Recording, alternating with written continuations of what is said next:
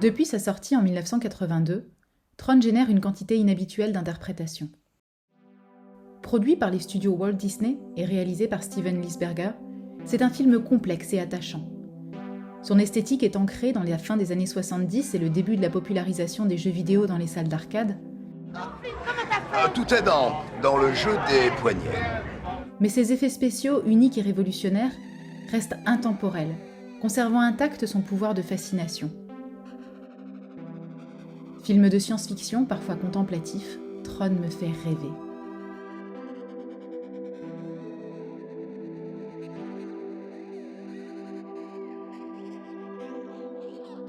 Ses niveaux de lecture sont multiples et a priori tous valides. Critique des étoiles montantes que deviendront Apple ou Microsoft. Encom n'est plus ce que vous aviez lancé de votre garage, monsieur. Critique du totalitarisme ou peur de l'intelligence artificielle en plein âge d'or de la science-fiction. Apologie du nerd, amateur de jeux vidéo, immature et surdoué, parfois esquissé jusqu'à la caricature, et bien d'autres encore. Ma lecture préférée est d'ordre symbolique et traditionnel. Elle est légitimée par des passages très appuyés, d'ailleurs ceux que j'aime le moins, où le film nous dit son intention au lieu de la montrer. Tout ce qui est visible doit se dépasser et s'étendre dans le royaume de l'invisible. Mais tout d'abord, un bref résumé. Jeune développeur de génie, Kevin Flynn cherche à pénétrer le système de son ancienne entreprise, Encom, dirigée par Ed Dillinger, afin de prouver qu'il est bien le créateur de jeux d'arcade à succès, mais il est mis systématiquement en échec par le MCP, Master Control Program, qui étend peu à peu sa dictature sur l'ensemble du système informatique. Ce même MCP empêche Alan d'utiliser son programme Tron, dont l'objectif est de s'assurer de la libre circulation des programmes et de la neutralité du réseau. Avec l'aide de Laura, Flynn s'installe à un terminal hors de contrôle du MCP, quand tout à coup...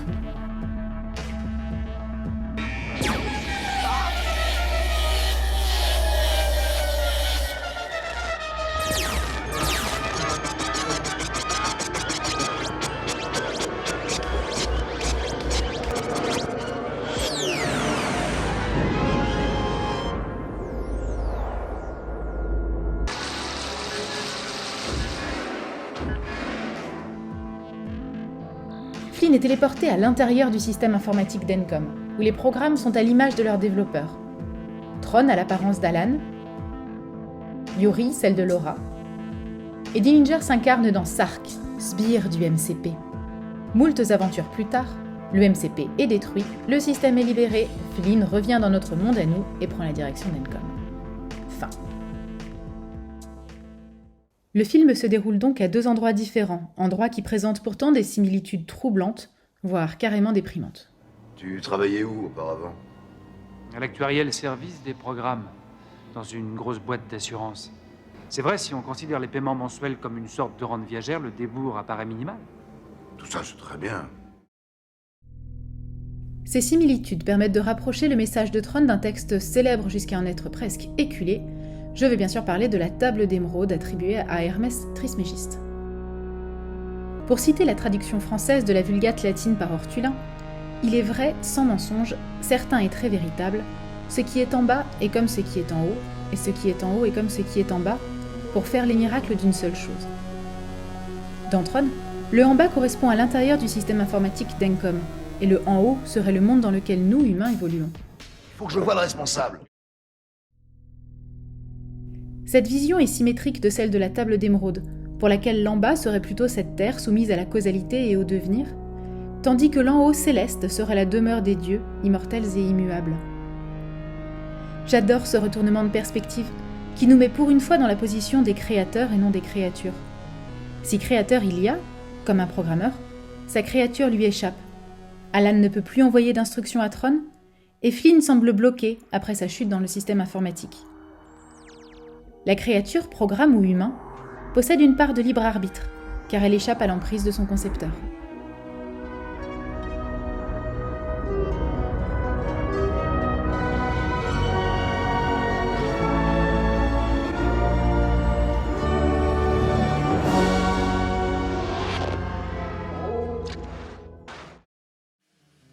tout le film peut être lu comme une description du processus initiatique, de la chute primordiale à la réintégration finale, mais vu pour une fois du point de vue du divin supérieur et non de la créature.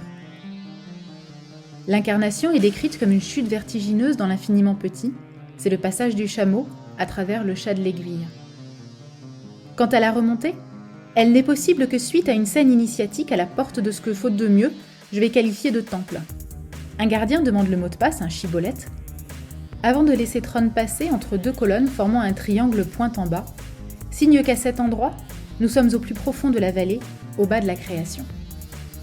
La scène célébrissime qui suit montre une colonne de lumière dans laquelle progresse un disque illuminé. Les interprétations s'imposent d'elles-mêmes, un disque en 2 dimensions qui progresse vers un soleil en 3, une colonne creuse, un rayon de lumière vertical et pétrifié à la manière égyptienne, à vous de choisir. On peut briller à peu de frais, mais je trouve la scène si belle que les interprétations ne sont finalement qu'un appauvrissement.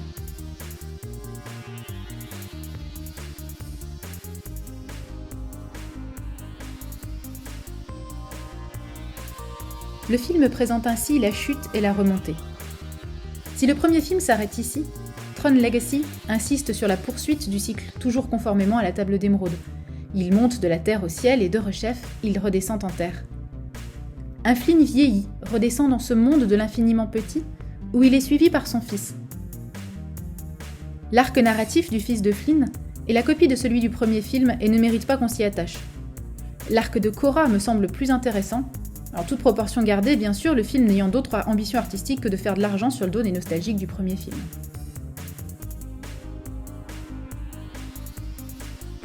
Ça, c'est de la porte. Cora est un programme. Elle est donc notre vrai alter ego, non pas une déesse céleste qui s'incarne puis remonte au ciel, mais une créature née incarnée. Son initiation consistera à s'élever. Les dernières scènes la montreront dans notre monde à nous, le monde des concepteurs. Par analogie, Cora nous donne l'espoir qu'il nous est possible de sortir de notre condition de mortel pour nous élever à notre tour, quoi que ceci puisse signifier. D'ailleurs, une petite parenthèse. Si comme moi vous n'avez pas trop aimé le second film, allez voir Passé virtuel, ou The 13th Floor en anglais. Moins connu, il reprend les prémices de Tron, mais traite plus en détail à la fois de la chute et de la remontée, avec une fin fabuleuse que je n'oserais pas vous gâcher ici. Tron ne se contente pas d'illustrer le schéma topologique traditionnel, il nous pose aussi de nombreuses questions. La première est bien sûr, qui sont nos concepteurs ? Si ce qui est en bas est semblable à ce qui est en haut, et si en bas se trouvent des programmes, alors en haut... Salut les programmes! Mais si nous sommes nous-mêmes des programmes, nous avons des concepteurs. Peut-on reproduire l'expérience initiatique de Tron ou Flynn pour entrer en communication avec eux ou nous élever vers eux ? Bien entendu, il ne faut pas prendre cette question au premier degré. Ici aussi, tout est symbole. Le concepteur est à entendre au sens du grand architecte de l'univers, du principe, du démiurge platonicien, etc. L'hypothétique cheminement est purement intérieur et de nature spirituelle. Sur la définition de notre concepteur, le film se contredit presque d'une traduction à l'autre. En anglais, le terme utilisé est « user », l'utilisateur. Tron recherche son utilisateur afin que celui-ci lui donne des instructions, lui fasse connaître son devoir, dirions-nous. En français, la traduction donne « concepteur », ce que je préfère. Elle apporte une dimension symbolique plus appuyée, mais aussi plus biaisée.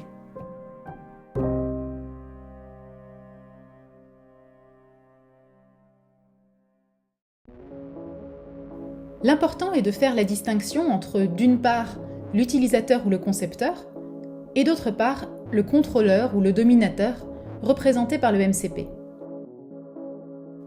Le concepteur est transcendant et source de devoir de liberté, alors que le MCP, né du monde infernal d'en bas, est source d'asservissement. La destruction du MCP rappelle ainsi celle de Saturne comme or inverse en hermétisme, le dépouillement du vieil homme, ou toute expression de l'inversion de la domination de la matière sur l'esprit. Une fois écarté son apparence trompeuse de toute puissance, le MCP se révèle être un vieil homme fragile, encastré dans un trône de pierre dont il se retire pour disparaître. Pour figurer la fin de cette domination de la matière sur l'esprit, le film se paye même le luxe d'être précis. Tron insère son disque à l'endroit exact de l'interface entre le monde d'en bas et le monde d'en haut, unique et infinitésimal point où les deux branches de l'équerre se rencontrent.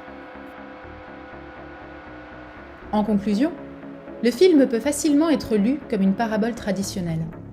Comme toutes les œuvres complexes, il ne se limite pas à cette seule lecture, et sa richesse inspire bien d'autres interprétations dont je vous mets quelques exemples dans la description. Pour moi, Tron offre une image de ce que l'humain pourrait être, un noyau central lumineux, recouvert de masques qui l'obscurcissent, mais laisse tout de même passer un peu de lumière par les interstices. Ou l'humain pourrait être tout à fait autre chose. Qui sont tous ces dingos? Des données non opérationnelles. Programme de contrôle. Et si vous ne deviez retenir qu'une unique leçon du film ? Il faut que je voie le responsable.